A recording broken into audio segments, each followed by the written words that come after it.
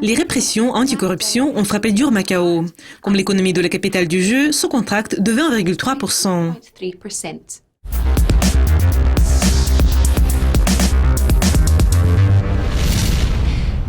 Le territoire chinois de Macao s'est contracté de près de 14,4% au quatrième trimestre de 2015 par rapport à la même période de l'année précédente.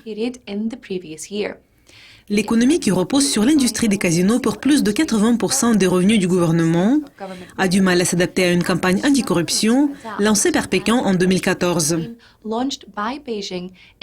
L'ancienne colonie portugaise n'arrive apparemment pas à attirer les joueurs VIP comme autrefois.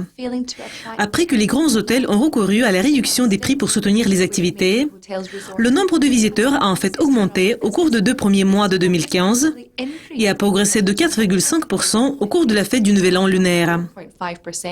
Cependant, la plupart des touristes n'étaient pas les joueurs riches. Les revenus du secteur des jeux ont enregistré un recul en glissement annuel chaque mois depuis juin de 2014, comme les responsables chinois ont fait un effort concerté pour éradiquer les pots de vin.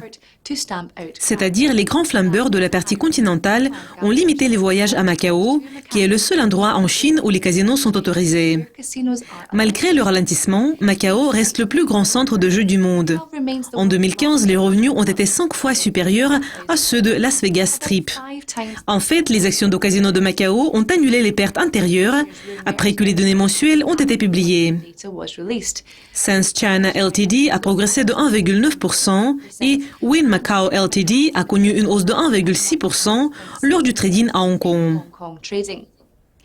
Tandis que certains opérateurs retardent la date de lancement des casinos suite au ralentissement, les ouvertures de moins 3 nouveaux projets de casinos sont prévues pour cette année, y compris la station de style parisien de Sands China, qui possède une tour Eiffel miniature.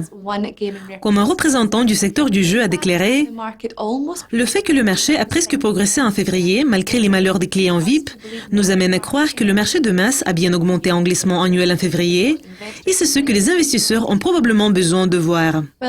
Il y avait plus de preuves du ralentissement en Chine dans les données publiées jeudi.